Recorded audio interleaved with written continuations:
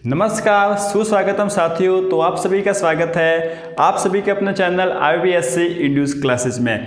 तो साथियों, आज हम बात करते हैं गणित की। ठीक है, अब गणित में जो है हम प्रश्नमाला जो है वो चल रहे हैं 11वीं, जो कि है आपकी समरूपता। अब इसमें जो है हमने पिछले वीडियो तक जो 11.3 के उदाहरण है, इन आधे उदाहरणों को जो है वो हमने डिस्कस कर लिया था। ठीक है, अब आज के इस वीडियो में हम उसके आगे के जितने भी उदाहरण हैं उनको हल कर लेते हैं और जो है 11.3 प्रश्नमाला को स्टार्ट करते हैं। पिछले वीडियो में मैंने आपको जो 11.3 प्रश्नमाला है उसके सभी सवालों को करने के लिए एक आपको ट्रिक, अच्छी सी जो है रामबाण ट्रिक बताई थी। वो ट्रिक क्या है उसके ऊपर भी जो है आप आज जो है हम अच्छे से डिस्कस करेंगे। ठीक है दोस्तों, तो चलिए दोस्तों अब हम स्टार्ट करते हैं। अब देखिए दोस्तों, आपका यह आज का पहला उदाहरण है एग्जाम्पल नंबर 5। ठीक है, अब इसमें जो है आपको क्या दे रखा है इसको हम एक बार समझते हैं। देखिए, आपको जो है वो कोण ADE और कोण B जो है वो ADE और कोण बराबर है। ये दोनों कोण B जो है और ADE दोनों बराबर है, ये दे रखा है। AD का मान दे रखा है, AE दे रखा है, BE, BC और DE जो है वो इसका मान निकालना, मतलब ये जो है आपको दे रखा है। जो दे रखा है वो हमने जो है वो लिख लिया और यह है आपका डायग्राम। ठीक है, अब इससे जो है आपको DE निकालना है। कैसे निकालोगे, किस तरीके से निकालोगे? देखिए दोस्तों, आप समरूपता पढ़ रहे हो तो कहीं ना कहीं इसमें जो है वो समरूपता का टॉपिक लगेगा, ये भी जो है आप अच्छे से समझ रहे हो। अब देखिए दोस्तों, सिंपल सी बात है, हम जो है ना क्या करेंगे, हम इन त्रिभुजों में आएंगे। ठीक है, हम क्या लिखेंगे? देखिए दोस्तों, सबसे पहले जो है आपको लिखना पड़ेगा कि दिया है, जो दे रखा है वो आपको ऐसा कैसा सेम लिखना है। मैंने यहाँ पे पहले से लिख लिया है। अब जो है आप क्या लिखोगे कि त्रिभुज ABC व त्रिभुज किसमें ADE में। ठीक है, यह जो है आप लिखोगे। ठीक है, यह जो है आपने लिख लिया। अब जो है ना आप क्या करोगे, इसमें जो है वो कोण ADE बराबर है कोण B के। जो ये कोण है वो इस बड़े वाले त्रिभुज के जो है वो बराबर। आपने जो है त्रिभुज जो कौन कौन से लिए वो आप समझिए। एक तो हमने लिया ये छोटा वाला त्रिभुज और एक ये बड़ा वाला त्रिभुज लिया है, पूरा A, B और C। ये दोनों जो है हमने त्रिभुज ली है। ठीक है, अब इन दोनों में देखिए यह कोण और ये कोण जो है आपस में समान है, यह आपको दे रखा है। और साथ ही साथ देखिए दोस्तों, जो एक कोण है ना वो इस छोटे वाले त्रिभुज में भी आ रहा है और एक कोण इस बड़े वाले त्रिभुज में भी आ रहा है। इसका मतलब क्या हुआ कि एक कोण दोनों त्रिभुजों में उभयनिष्ठ है, दोनों त्रिभुजों में आया हुआ है। इसलिए हम क्या लिखेंगे, कोण A बराबर कोण A। क्यों है? उभयनिष्ठ। ठीक है, उभयनिष्ठ, ये आपने लिख लिया। और यहाँ पर आप क्या लिखोगे, दिया है, ये जो है आपको दे रखा है। ठीक है, ये आपने लिख लिया। अब देखिए दोस्तों, दोनों त्रिभुजों में दो कोण समान आ गए। इसका मतलब आप AA समरूपता का नियम लगा सकते हो। AA समरूपता का नियम जो है वो क्या था, AA समरूपता नियम से। ठीक है, नियम से, इस नियम से जो है वो क्या हो जाएगा कि त्रिभुज ABC समरूप हो जाएगा त्रिभुज ADE के। यह जो है आपको हो जाएगा, इतना काम जो है अब आपका हो जाएगा। अब जो है ना आपको पता है कि यदि दो त्रिभुज आपस में समरूप हो जाते हैं तो क्या होता है, यदि दो त्रिभुज आपस में समरूप होते हैं तो सिंपल सी बात यह होती है कि उन दोनों त्रिभुजों के संगत कोण समान होते हैं और उनके संगत भुजाओं का अनुपात जो है वो समान होता है। ठीक है, यह जो है आपको पता है, यह आपकी समरूपता की प्रमेय है।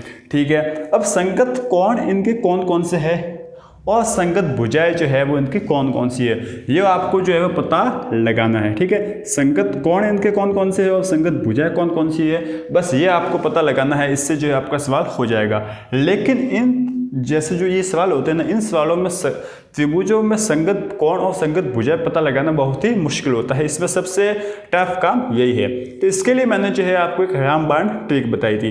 क्या ट्रिक बताई थी? देखिए दोस्तों, आपको ये त्रिभुज दे रखा है ना, अब इस बड़े इन दो त्रिभुज में से एक छोटे वाला त्रिभुज जो है वो हटा दीजिए। देखिए यहाँ पे हम समझते हैं, यह आपको एक त्रिभुज दे रखा है। ठीक है, कौन सा त्रिभुज है? ये इस तरीके से यह आपको जो है वो त्रिभुज दे रखा है। इसका नाम है ABC और इसके अंदर जो है ये एक त्रिभुज बना दिया गया है। ये आपका D है और ये आपका बन गया E। ठीक है, ये जो है आपको त्रिभुज दे दिया गया है। अब इसमें से जो है ना आपने इस छोटे वाले त्रिभुज को हटा के जो है वो यहाँ पर लिख लिया। तो इससे छोटे वाले त्रिभुज को हटाया ना तो किस तरीके के बना, देखिए सेम इसके जैसा बनाइए। ये ऐसे है, यहाँ पर भी ऐसे है और ये ऐसे है, सेम इसी के जैसा है। ठीक है, यहाँ पर लिख लीजिए ई, यहाँ पर लिख लीजिए ए, यहाँ पर लिख लीजिए डी। ठीक है, अब अंदर क्या बचा, देखिए दोस्तों कुछ इसी तरीके से जो है वो बचा होगा। ठीक है, ये कौन सा है ए, ये कौन सा है बी और ये कौन सा है सी।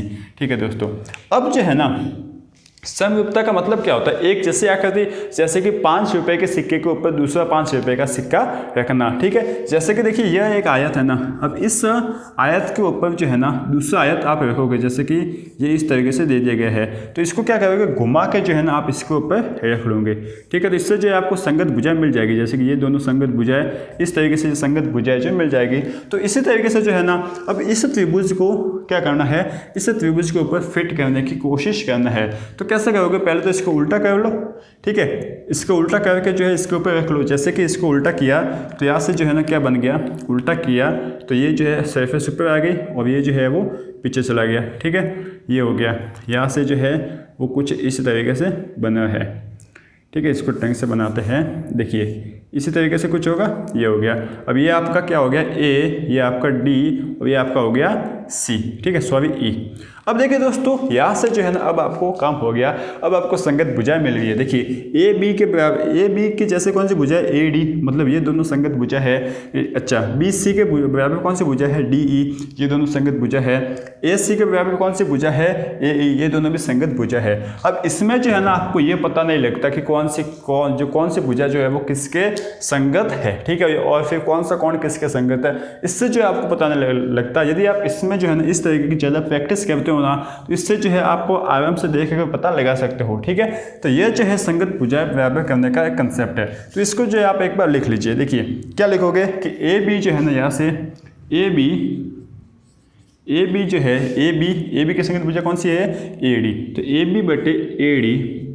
देखिए दोस्तों एक बात याद रखना कि पहले आपने ए भी लिखा है ना, पहले बड़े त्रिभुज की भुजा लिखा है ना, तो जब दूसरे बार में लिखते हो ना तो वहाँ पर भी बड़े त्रिभुज की भुजा लिखना। मतलब ए सी जो है वो किसके बराबर हो जाएगा ए ई के, तो ए सी जो है वो इसके बट्टे में लिखेंगे हम ए सी के बट्टे में ए लिखेंगे। इसके बाद बी सी के बट्टे में जो है हम क्या लिख लेंगे डी ई। ठीक है दोस्तों, ये हमने जो है वो लिख लिया, इस तरीके से जो है हम लिख लेंगे। ठीक है, यह जो है आपका काम यहाँ तक हो गया। अब जो है आपका काम हो गया है, अब आप जो है आराम से निकाल सकते हो। कैसे निकालोगे, देखिए अच्छे से हम समझते हैं, इतना जो है आपको समझ में आ चुका होगा। ठीक है, अब देखिए जो है वो आपको क्या करना है, अब आपको देखिए आपको क्या निकालना है, डी ई निकालना है। यहाँ पर कहीं डी ई दे रखा है। ठीक है, बी सी बी जो है आपको दे रखा है। ठीक है, अब आपको ए बी कहीं दे रखा है, ए बी जो है आपको कहीं नहीं दिख रहा है। ठीक है, ए डी दे रखा है, क्या ए डी जो है आपको दे रखा है। ए सी भी कहीं नहीं दिख रहा है, तो हम क्या करेंगे ए बी, देखिए क्या लिखेंगे हम, यहाँ से ए बी बटे ए डी बराबर क्या लिख लेंगे बी सी बटे डी ई। ठीक है, बी सी जो है आपको दे रखा है और ए डी जो है आपको दे रखा है, ए बी जो है आपको दे नहीं रखा है।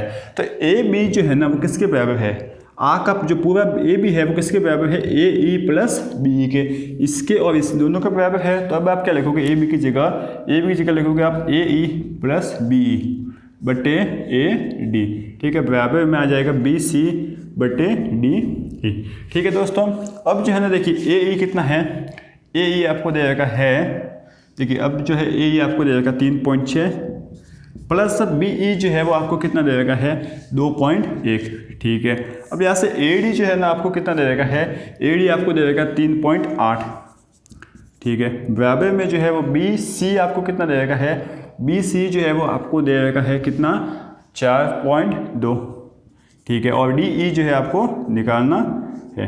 अब जो है ना यहाँ से आप डी ई निकाल लीजिए आराम से। क्या करोगे, देखिए दोस्तों क्या हो जाएगा, सिंपल सा है, 3.8 ऊपर आ जाएगा। देखिए कैसे हो जाएगा, हम करते हैं डी ई इसको ऊपर लेके के पहले इसको जोड़ लीजिए, 3.4 2.1 कितना होगा 5.7 बटे 3.8 बराबर 4.2 बटे डी ई। तो यहाँ से जो है आपको डी ई कितना मिल जाएगा, डी ई मिल जाएगा आपको 4.2 इंटू 3.8 बटे 5.7 मतलब। ठीक है ना, यहाँ से आप काटिए एक बार, काट लिया तो इसको देखिए 3 से काटोगे तो 3 एकम 3, 3 चौके 12 और इसको काट लिया तो 3 एकम 3, 3 नमे 27। ठीक है दोस्तों, ये आपने काट लिया। अब क्या करो 14 और 3.8 का गुणा करो और उसमें 19 का भाग दे दो, तो यहाँ से जो है ना आपको आंसर मिलता है 2.2 के समथिंग कुछ मिलता है, 2.2 सेंटीमीटर। ठीक है, आपको आंसर दे रखा है, आप देख सकते हो। बाकी इस तरीके से इस सवाल को करना है। उदाहरण नंबर 5 आपके बुक में दे रखा है, उसको इस तरीके से करना है। अब मैंने जो आपको रामबाण बताई है ना, उसका देखिए कितना अच्छा सा जो है, अच्छे से जो है यहाँ पर इसका यूज आ रहा है। आप जो है इस सवाल को 1-2 बार करिए। यदि आपको कुछ समझ में ना आए ना, तो आप हमें डाउट में मतलब कमेंट सेक्शन है उसमें पूछ सकते हो। बाकी जो है आपको यह सवाल आराम से समझ में आ जाएगा। जो मैंने आपको तकनीक बताई है उसी तकनीक से सभी सवालों को करिए, आपको जो है वो समझ में आ जाएगा। ठीक है, अब हम करते हैं उदाहरण नंबर 6।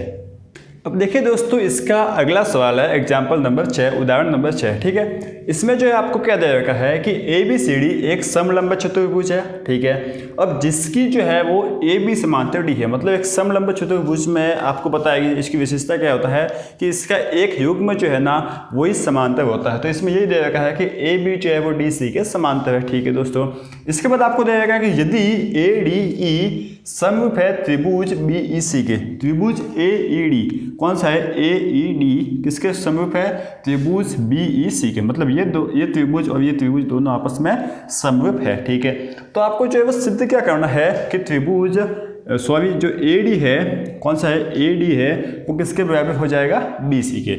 यह जो है आपको सिद्ध करना है। कैसे करोगे, किस तरीके से करोगे। सबसे पहला काम इस तरीके के सवाल सिद्ध करने के सवालों में सबसे पहला सवाल जो है, सबसे पहला काम जो है वो आपका क्या होता है। देखिए आपको लिखना पड़ता है कि दिया है, यह जो है आपको लिखना पड़ेगा, दिया है। आपको जो है क्या दिया गया है, यहाँ पर आपको यह दे दिया गया है कि आपको AB समांतर बोला है DC के, साथ ही साथ जो है ना आपको बोला है कि त्रिभुज कौन सा है, AED समरूप है त्रिभुज BEC के, यह भी जो है आपको बोला है। अब आपको सिद्ध जो है वो क्या करना है वो भी लिखना पड़ेगा। तो आप लिखोगे सिद्ध करना है। ठीक है, सिद्ध करना है। क्या सिद्ध करना है, हमें यह सिद्ध करना है कि AD जो है वो बराबर हो जाएगा BC के, AD BC के बराबर हो जाएगा। यह हमें सिद्ध करना है। ठीक है, कैसे करोगे, देखिए आप सबसे पहले लिखोगे उपपत्ति। उपपत्ति देखिए दोस्तों, सिद्ध करने के सवालों में ये उपपत्ति जो है वो लिखा ही जाता है, तो इसलिए जो है आपको ये उपपत्ति लिखना पड़ेगा। ठीक है, ये आपने लिख लिया। अब जो है ना सबसे पहला काम आपको ये दोनों त्रिभुज तो समरूप दे रखा है। ठीक है दोस्तों, तो आप क्या कीजिए, आप लिखिए चूँकि त्रिभुज AED समरूप है त्रिभुज BEC। ठीक है, ये दोनों आपस में समरूप है। तो इससे जो है ना क्या निकलता है कि इन दोनों त्रिभुजों की जो संगत भुजा होगी ना, उन संगत भुजाओं का जो अनुपात होगा वो समान हो जाएगा। ये कौन कहता है, आपका अनुपातिकता का प्रमेय, मतलब थेल्स प्रमेय ये हमें कहता है। ठीक है, अब इन दोनों की संगत भुजा कौन सी है, कौन सा त्रिभुज है, त्रिभुज ये और ये दोनों। ठीक है, मैं इसका एक बार नाम लिखता हूँ 1 और 2। अब इसकी संगत भुजाओं का आपको जो है पता लगाना है। कैसे लगाओगे, देखिए इस त्रिभुज को इस मतलब ऐसा मोड़ दो, ऐसे है ना, इस तरीके से मोड़ लो, तो मोड़ोगे ना तो ये AE भुजा किसके ऊपर आ जाएगी, BE के। ठीक है, इसके बाद ये जो DE भुजा आएगी वो किसके ऊपर आ जाएगी, EC के। ठीक है, जैसे इस तरीके से आपने मोड़ लिया, और जो AD भुजा है वो BC के ऊपर आ जाएगी। इससे जो आपको पता लग जाएगा कि इस BE के संगत भुजा AE है, DE के संगत भुजा EC है। ठीक है, इसमें आपको तोड़ने का काम नहीं, आपको साफ लिखा कि इसको मोड़ोगे तो एक दूसरे के ऊपर ये सभी आ जाएंगे। तो अब जो है आप क्या लिखोगे, देखिए AE होगा AE बटे BE। ठीक है, इन दोनों का अनुपात जो है किसके बराबर होगा, आपका DE बटे आप लिख लोगे CE। ठीक है, ये आपने लिख लिया, बराबर हो जाएगा AD बटे BC। ठीक है, ये आपने जो है वो लिख लिया। ठीक है, इसे जो है आप नाम दे दो समीकरण नंबर 1। यह जो है आपने इसको समीकरण नंबर 1 नाम दे दिया। अब क्या कीजिए, देखिए यहाँ पर जो है ना कोणों के नाम दे दीजिए। यहाँ पे डायग्राम में आप नाम दे सकते हो, इसको नाम दे दो। देखिए 1, क्या कीजिए, इसको आपने नाम दे दिया 1, इसको 2। ठीक है, इसको आप 3 दे दो, इसको आप 4 दे दो, इसको 5 दे दो और इसको 6। यहाँ पे नाम दे दीजिए, जिससे जो है आपको आसानी हो जाएगा। आप डायग्राम में भी इस तरीके से नाम दे सकते हो, ठीक है। अब यहाँ से जो है ना, देखिए दोस्तों, इन दोनों त्रिभुजों में देखिए क्या आपको दिख रहा है कि कोण ए और कोण 1 और कोण 4 जो है आपस में समान है। क्यों समान है? क्योंकि देखिए दोस्तों, यहाँ पर जो है ना जेड बना, देखिए इस तरीके से जो है वो जेड बना है। अब यदि जेड बना है, इसका मतलब ये दोनों जेड के अंदर कोण है, और जो कोण जेड के अंदर होते हैं वो कौन से होते हैं? एकांतर कोण। तो अब जो है ना आपको क्या लिखना है? सिंपल सा त्रिभुज लिखोगे आप AEB व त्रिभुज DEC में, ठीक है। इन दोनों त्रिभुजों में कि कोण एक बराबर होगा कोण 4। क्यों? एकांतर कोण से जो है वो बराबर हो जाएंगे, ठीक है। अब कोण जो आपका कौन सा कोण, देखिए कोण 2 और कोण 5 जो है ना, ये भी आपस में समान हो जाएंगे। क्यों हो गया? देखिए साफ लिखा है ना, यहाँ से देखिए इस तरीके से यहाँ पर एकांतर कोण बना है। इसका मतलब क्या होगा कि कोण 2 जो होगा वो बराबर हो जाएगा कोण 5 के। क्यों? एकांतर कोण, ठीक है। 2 कोण तो जो है इन दोनों त्रिभुजों में समान हो गए। अब तीसरा कोण भी समान है। कैसे? देखिए आपका कोण 3 और कोण 6 जो है ना, वो आपस में शीर्षाभिमुख कोण है। तो यहाँ से जो आप क्या लिख सकते हो? कोण 3 बराबर कोण 6 शीर्षाभिमुख कोण, ठीक है। ये दोनों कोण जो है वो आपस में बराबर हो जाएंगे। अब ये इन दोनों त्रिभुजों में तीनों कोण समान, इसका मतलब यह जो है आपका AAA समविप्तता नियम से जो है क्या हो जाएगा? समविप्तता नियम से जो है वो AA समविप्तता नियम से जो है दोनों त्रिभुज समविप्त हो जाएंगे। त्रिभुज AEB समविप्त हो जाएगा त्रिभुज DEC के, ठीक है। ये दोनों आपस में त्रिभुज समविप्त हो गए। अब यदि ये दोनों आपस में त्रिभुज समविप्त हो गए तो इनके संगत भुजाओं का अनुपात जो है वो भी समान होगा। इनके संगत भुजा कौन सी होगी? देखिए ये दो ऐसे त्रिभुज ने, इसके ऊपर मोड़ लीजिए, मतलब इसे मोड़ के इसके ऊपर रख लीजिए। तो जो AE भुजा होगी ना, वो किसके ऊपर आ जाएगी? DE के ऊपर, ठीक है। और जब BE भुजा होगी वो किसके ऊपर आ जाएगी? EC के ऊपर। तो आप जो है क्या लिखोगे? देखिए आपको सिंपल सा ये लिखना है कि AE होगा ना, AE बटे कौन सा हो जाएगा आपका? AE बटे DE बराबर हो जाएगा, देखिए किसके? BE बटे किसके? CE के, ठीक है।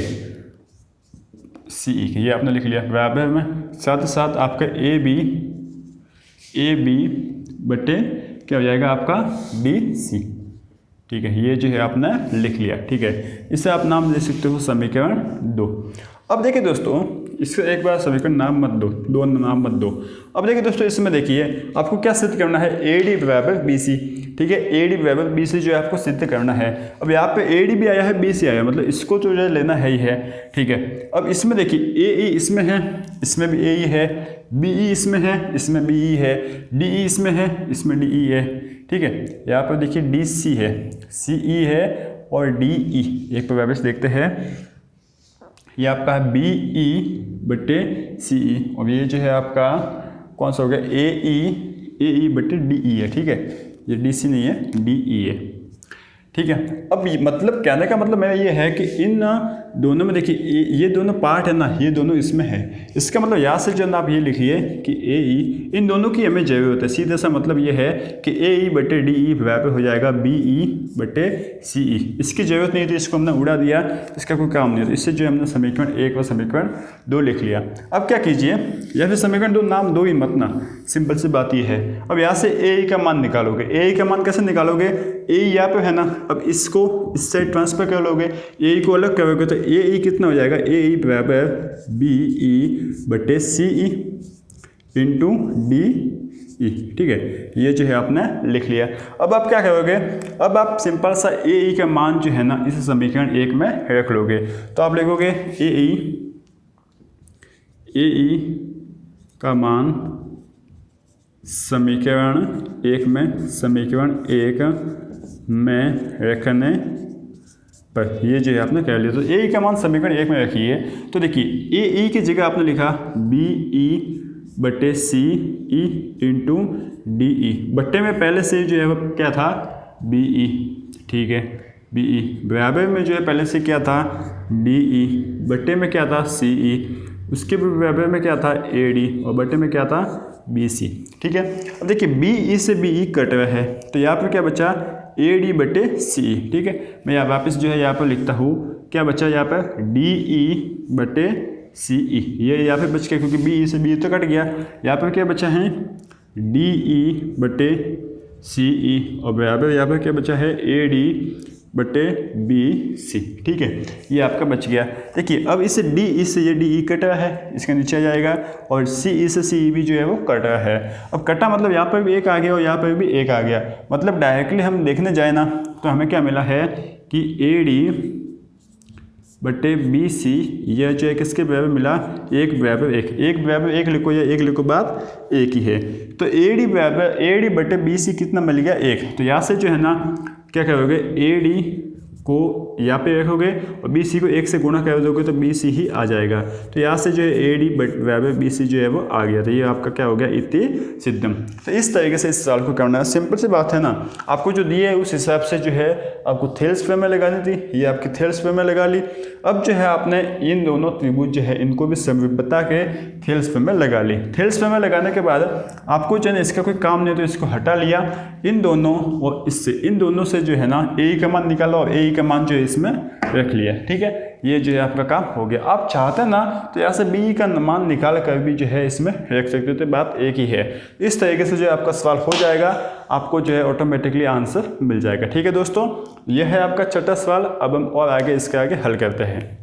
तो दोस्तों आपकी इस 11.3 प्रश्नमाला का जो है यह लास्ट उदाहरण है, इसको भी जो है हम अच्छे से हल कर लेते हैं। ये थोड़ा सा जो है वो अलग है, आपका मोस्ट सवाल है, तो जो है इसको अच्छे से हम देखेंगे। देखिए आपको जो है वो बोला क्या रहेगा, इसको जो है सबसे पहले हम समझते हैं। देखिए आपको बोला है कि समांतर चतुर्भुज की भुजा सीडी के मध्य बिंदु, भुजा देखिए समांतर चतुर्भुज कौन सा है ए बी सी डी, आपको जो दिख रहा होगा वो समांतर चतुर्भुज है। ठीक है, समांतर चतुर्भुज की विशेषता क्या होती है, आमने सामने की भुजा समान होती है और समांतर होते हैं। ठीक है, ये जो है आप याद रखिए। इसके बाद आपको बोला कि जो सी डी भुजा है ना, सी डी के मध्य बिंदु एम, मध्य बिंदु एम को जो है वो बी से मिलाने वाली रेखा जो है वो क्या करती है कि ए सी जो है ना उसको एल पर काटती है। ठीक है, ये जो पूरी इन्फॉर्मेशन दे रखी है आपको। अब यदि ए डी व बी एम को आगे बढ़ाया जाए, ए डी कौन सी है आपकी है ए डी और बी एम कौन सी है बी एम, इसको आगे बढ़ाया जाए ना, ये दोनों कहाँ पर मिलती है ई पर मिलती है। ठीक है, तो जो है आपको सिद्ध करना है कि सिद्ध कीजिए कि ई एल जो होगा ना, कौन सा होगा ई एल जो होगा वो इस बी एल का दुगुना होगा। यह जो है आपको सिद्ध करना है। ठीक है दोस्तों, आपको जो है सिद्ध करने के सिस्टम में क्या लिखा जाता है वो मैंने आपको बताया हुआ है। आप क्या लिखोगे, दिया है, सॉरी सबसे पहले जो है आपको क्या लिखना पड़ेगा, दिया है। ठीक है, आप लिखोगे दिया है। आपको जो है वो क्या दे रखा है कि ए बी सी डी जो है वो एक समांतर चतुर्भुज है। ठीक है, चतुर्भुज है, ये जो है आपको दे रखा है। साथ ही साथ जो है ना बस इतना ही जो है वो आपको दे रखा है। अब जो है ना आप क्या लिखोगे कि सिद्ध करना है, आपको जो है ना क्या सिद्ध करना है, पहले आप ये देखिए, आपको यह सिद्ध करना है कि जो ई एल होगा वो बी एल का दुगुना होगा। ये आपको जो है वो सिद्ध करना है। ठीक है, अब जो है आपको क्या लिखना पड़ेगा, उपपत्ति। अब उपपत्ति लिखने के बाद जो है ना आपको अपना काम चालू करना है। देखिए दोस्तों, इस सवाल में जो है ना आपको याद रखना है कि एक बार तो 9वीं पढ़नी है और एक बार 10वीं क्लास, 2 क्लास पढ़नी है। मतलब एक बार तो जो है आपको सर्वक्षम हल करना है, सिद्ध करना है 2 त्रिभुजों को, दूसरी बार आपको 2 त्रिभुजों को क्या सिद्ध करना है, समरूप। ठीक है, दोनों कंसेप्ट यहाँ पर लगते हैं। तो आपको जो है ना क्या करना है, सबसे पहले त्रिभुज लेने का है। कौन सा, देखिए यह त्रिभुज लेना है आपको, एक तो यह एम डी ई और दूसरा त्रिभुज लेना है आपको एम बी सी। ये 2 त्रिभुज जो है आपको ले लेने का। ठीक है, तो जो है आप लिखोगे, देखिए त्रिभुज लिखोगे आप एम डी ई व त्रिभुज एम बी सी में। ठीक है, ये जो है आपने लिख लिया। इन दोनों त्रिभुज में देखिए दोस्तों, ये कोण और ये 2 कोण जो है वो आपको क्या दिख रहे हैं, समान। क्यों दिख रहे हैं, क्योंकि शीर्ष अभिमुख है। तो आप लिखोगे कोण डी एम ई, वह पे हो जाएगा कोण बी एम सी के, ठीक है, क्यों हो जाएंगे शीर्षाभिमुख, शीर्षाभिमुख कोण। जब शीर्षाभिमुख कोण होंगे तो जो है दोनों कोण आपस में समान हो जाते हैं। इसके साथ ही देखिए दोस्तों आपका यहाँ पर जेड भी बन रहा है, देखिए ये जो आपका जेड बन रहा है, ये दोनों कोण जो है जेड के अंदर आ रहे हैं। तो जो कोण जेड के अंदर आते हैं वो जो है आपस में समान होते हैं, वो क्या होता है आपका एकांतर कोण होते हैं, एकांतर युग्म होते हैं। तो कोण आपका डी ई बी वह पे हो जाएगा कोण ई बी सी के, क्यों हो जाएंगे एकांतर कोण, ठीक है। ये दोनों कोण जो है वो आपस में हो गए समान, दो कोण तो आपस में समान हो गए। अब जो है ना देखिए मध्य बिंदु का मतलब क्या होता है, मध्य बिंदु का सी और डी का मध्य बिंदु का मतलब क्या होगा, सीधे से मतलब क्या होगा कि जो भाग ये है वो का वो भाग ये है। इसका मतलब आपको ये भी दे रखा है कि सी एम जो है वो आपका डी एम के बराबर है, ठीक है दोस्तों। तो अब जो है आप ये भी लिखोगे कि सी एम बराबर डी एम, क्या लिखोगे दिया है। तो देखिए दोस्तों आपने दो त्रिभुजों में तीन चीज़ जो है एक जैसे बता दी, इसका मतलब क्या हो गया कि दोनों त्रिभुज सर्वांगसम है। तो आपके लिखोगे ए, देखिए दो कोण है और एक भुजा है तो आपके लिखोगे ए एस ए सर्वांग समता नियम से, ठीक है, नियम से ए एस सर्वांग समता नियम से जो है ना क्या हो जाएंगे त्रिभुज कौन सा एम डी ई सर्वांगसम हो जाएगा त्रिभुज एम बी सी के, ठीक है। ये दोनों त्रिभुज जो है वो आपस में सर्वांगसम हो जाएंगे। अब ये दोनों त्रिभुज आपस में सर्वांगसम हो गए, दो त्रिभुज आपस में यदि सर्वांगसम हो जाते हैं तो उन दोनों त्रिभुजों के सभी जो संगत चीज़ें होती है ना, संगत चीज़ें वो हमेशा जो है वो समान होती है। जैसे कि ये और ये दोनों जो है त्रिभुज समान हो गए, इसका मतलब ये भुजा और ये भुजा भी जो है वो आपस में समान हो जाएगी। ये भुजा और ये भुजा आपस में समान है ये, और ये भुजा और ये भुजा भी आपस में समान हो जाएगी। तो हमें यही करना है, हमें करना है यहाँ से कि जो आपका बी सी होगा ना, ये आपका बी सी वो किसके बराबर आ जाएगा डी के। बस यहाँ से जो है ना बस ये करना है, ये किससे होता है सी पी सी टी, ठीक है। बस आपको जो है यह करना है, इस दोनों त्रिभुजों को सर्वांगसम बताने का सिंपल सा मतलब हमें यह था कि हमें यह चाहिए, ठीक है। यह जो है हमें आ गया समझ में।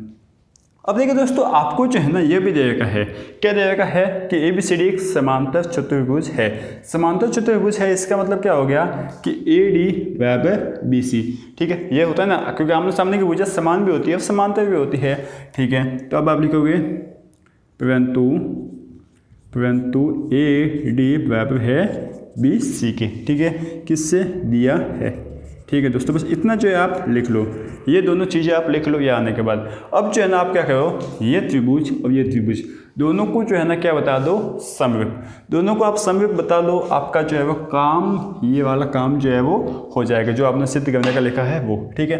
कैसे समरूप बताना है, देखिए आप क्या करोगे सिंपल सा मतलब, देखिए एक कोण ये आपका बराबर हो रहा है, दूसरा कोण आपका जो है ये और ये कोण हो रहा है, तीसरा कोण ये और ये कोण, मतलब तीनों कोण जो है वो आपस में समान हो रहे। तो आप लिखोगे देखिए त्रिभुज, क्या लिखोगे त्रिभुज आप एल ए ई व त्रिभुज एल बी सी में, ठीक है, क्या लिखोगे कोण ए एल ई बराबर है कोण बी एल सी के, ठीक है। कोण ए एल ई बराबर हो जाएगा कोण बी एल सी के, क्यों हो जाएगा क्योंकि आमने सामने के कोण जो है वो क्या होते हैं शीर्षाभिमुख, शीर्षाभिमुख, ठीक है। ये जो है आप लिख लीजिए शीर्षाभिमुख कोण है इसलिए जो है आपने लिख लिया। इसके बाद आपका ये कोण और ये कोण भी बराबर हो जाएगा, क्यों हो जाएगा एकांतर कोण साफ दिख रहा है जेड में जो है वो बन रहा है, ठीक है। देखिए ये दोनों कोण जो है वो जेड में बन गए, तो आप जो है वो क्या लिखोगे कोण ए ई बी बराबर हो जाएगा कोण ई बी सी के, ठीक है। कैसे हो जाएंगे एकांतर कोण, एकांतर कोण। अब जो है ना आप काम कीजिए कि दो कोण आपके पास समान आ गए ना, तीसरे को लिखने की जरूरत नहीं है, आप डायरेक्टली लिख लीजिए ए समरूपता नियम से। आप जो है कॉपी बचेगी आप, क्योंकि तीन ए लिखो, ये ए समरूपता नियम लिखो, बात एक ही है। नियम से जो है ना ये दोनों त्रिभुज अब जो है त्रिभुज एल ए ई समरूप हो जाएगा त्रिभुज एल बी सी के, ये दोनों त्रिभुज जो है वो आपस में समरूप हो जाएंगे। अब ये दोनों त्रिभुज आपस में समरूप हो गए, इसका मतलब इन दोनों के संगत कोण और इन दोनों कोण जो है वो समान होंगे, इन दोनों त्रिभुजों के संगत कोण, और साथ ही साथ इन दोनों त्रिभुजों की जो संगत भुजा है उनका अनुपात भी जो है वो समान होगा। लेकिन मुद्दा यहाँ पर आकर अटकता है कि इन दोनों त्रिभुजों की संगत भुजाएं जो है वो कौन कौन सी है, ठीक है ना। अब इसमें से जो है ना ज़्यादातर बच्चे जो है वो यहाँ पे मात खा लेते हैं, यहाँ पे जो है गलती कर लेते हैं कि इसको जो है हम ऐसे मोड़ देंगे तो ये जो है वो इसके ऊपर आ जाएगा और ये जो है वो इसके ऊपर आ जाएगा। लेकिन इसमें ऐसा होगा नहीं, क्योंकि देखिए आप गौर कीजिए ना, ये भुजा लंबी है, इसमें देखिए ये भुजा तो एक जैसी दिख रही है, ठीक है, ये दोनों तो संगत होगी, साफ दिख रहा है। अब ये भुजा इसके संगत होगी या फिर ये भुजा इसके संगत होगी, तो होगा क्या, देखिए यहाँ पर ये भुजा छोटी है इस त्रिभुज में, तो इस त्रिभुज में सबसे छोटी भुजा कौन सी है, ये, और ये भुजा बड़ी है और इस त्रिभुज में भी ये भुजा बड़ी है। मतलब इसको पहले ऐसे उल्टा मोड़ के फिर ऐसे करना है, ठीक है। सिंपल सा मतलब है कि पहले तो ये जो त्रिभुज दिया ना इसको उल्टा मोड़िए, ठीक है, उल्टा मोड़ के फिर इसको जो है वो फ्लिप करना है। सिंपल सा मतलब यहाँ से ये निकलेगा, आपको सिंपल सा ये लिखना है कि ए, देखिए आपको लिखना पड़ेगा ए एल जो है ना, ए एल बटे जो है आपका क्या हो जाएगा, सी एल बराबर जो है वो किसका हो जाएगा, आपका सिंपल सा मतलब ए एल बटे सी एल, ये हो जाएगा बी, आप लिखोगे ई एल बटे क्या हो जाएगा आपका बी एल, ठीक है, ये आपने लिख लिया। और यहाँ लास्ट में जो है आपका क्या है कि ए ई जो है वो किसके बराबर, किसके बटे में हो जाएगा, बी सी के, ये जो है आपने लिख लिया। आप जो है यहाँ पे लिख सकते हो थेल्स प्रमेय, ठीक है। ये जो बस आपको ये ध्यान रखना था कि यहाँ पर लिखना क्या है, यहाँ पर जो घुमा कर जो है ना इसको फ्लिप करना है, यह बात यहाँ पर ध्यान रखनी है, ठीक है। तो जो है ये आपने यहाँ पर लिख लिया। अब देखिए दोस्तों, ए ई जो है ना वो क्या है, ए ई को जो है आप क्या लिख सकते हो, ए डी प्लस क्या लिख सकते हो, डी ई लिख सकते हो ना। ए ई को क्या लिख सकते हो, A D plus D E लिख सकते हो। तो अब आप लिखिए, देखिए यहाँ पर जो है आपका काम करते जाइए, ए एल बटे सी एल, एक काम कीजिए ना, देखिए हम कहते हैं पहले ए एल बटे सी एल बराबर ई एल बटे बी सी। अब यहाँ से ए ई को जो है आपने क्या लिखा, ए ई को लिखा ए डी प्लस क्या लिखा आपने डी ई, ठीक है, बटे बी सी। अब देखिए दोस्तों ए डी जो है ना वो किसके बराबर है, बी सी के, ए डी जो है वो बी सी के बराबर है, ठीक है दोस्तों। तो ए डी की जगह जो है आप क्या लिख लोगे, ये डी ई है आपका, ए डी की जगह आप लिख सकते हो बी सी, ये आपने जो है वो लिख लिया। और साथ ही साथ जो है ना वो बी सी वो डी ई के बराबर भी है, मतलब बी सी और डी ई भी बराबर है और ए डी और बी सी भी बराबर है। तो यहाँ पर डी ई की जगह भी जो है आप क्या लिखोगे, बी सी। तो B C plus B C कितने हो गए, 2 बी सी। तो यहाँ से जो है आप क्या लिखोगे, 2 बी सी, ठीक है ना। सिंपल सी बात है ना। क्या किया कि ए बी जो है ना वो ए डी जो है वो किसके बराबर था, बी सी के। तो ए डी की जगह भी बी सी आपने लिख लिया और डी ई था वो भी बी सी के बराबर है, तो डी ई की जगह भी आपने बी सी लिख लिया। तो यहाँ से जो है आपके पास 2 बी सी आ गए, ठीक है। अब देखिए दोस्तों आपको क्या सिद्ध करना है कि ई एल जो है वो बी एल के बराबर होगा, ठीक है। अब क्या करना है, इसको आप छोड़ दीजिए, इसका काम है ही नहीं ना। अब सिर्फ आप इन दोनों को लिखिए कि ई एल बटे बी सी बराबर हो जाएगा 2 बी सी बटे ये बी सी। एक बी सी से एक बी सी आपने काट लिया, ये आपका काम हो गया। तो यहाँ से जो आपके पास क्या मिल रहा है कि ई एल, ठीक है ना, ये बी एल है, सॉरी, ई एल बटे बी एल, ये आपका बी एल है, मैंने बी सी लिख लिया गलती में, ये आपका बी एल है। तो देखिए बी सी से बी सी जो है आपका कट गया। तो अब जो आपको क्या मिल रहा है कि ई एल बराबर बटे बी एल बराबर 2। तो यहाँ से जो आपको मिल जाएगा बी एल 2 से गुना हो जाएगा, तो ई एल बराबर 2 इंटू बी एल। तो यही जो है आपको सिद्ध करना था। तो इस तरीके से जो आपको सिद्ध हो जाएगा। सिंपल सा सवाल है, बस जो है आपको यहाँ पर ध्यान रखना है। ध्यान कहाँ पर रखना है कि जब इसको आप मोड़ते हो ना तो डायरेक्टली नहीं मोड़ना है आपको। देखिए संगत भुजाएं देखने में प्रॉब्लम होगी, संगत भुजाएं किस तरीके से देखने जाती है वहाँ पर आपको इसको देखना है कि इसको घुमा के जो है फिर इसको मोड़ना है। पहले से आपने मोड़ लिया तो आपको जो है सवाल गलत हो जाएगा, ठीक है। इसलिए जो है इसको आप स्टार मार्क कर लीजिए ताकि ये आपको दिमाग में रहे, ठीक है दोस्तों। तो यह है आपका इस 11.3 प्रश्नावली का उदाहरण जो है ना उसका सबसे लास्ट सवाल। अब जो है ना हम क्या करेंगे, अगले जो वीडियो होगा ना उसमें हम 11.3 प्रश्नावली को स्टार्ट करेंगे और लगभग 10 क्वेश्चन के आसपास जो है ना उसमें हम प्रश्न कर लेंगे, जिससे जो है आपका काफ़ी कुछ कवर हो जाएगा और जो है आपकी 11.3 प्रश्नावली कंप्लीट हो जाएगी। ठीक है दोस्तों, तो उम्मीद है कि आपको ये पूरा वीडियो जो है वो अच्छे से समझ में आ चुका होगा। यदि आगे है अच्छे से समझ में तो जो है लाइक कर लीजिए और साथ ही साथ अपना काम कीजिए। क्या काम है, पढ़ते रहिए और आगे बढ़ते रहिए। ठीक है दोस्तों, थैंक यू।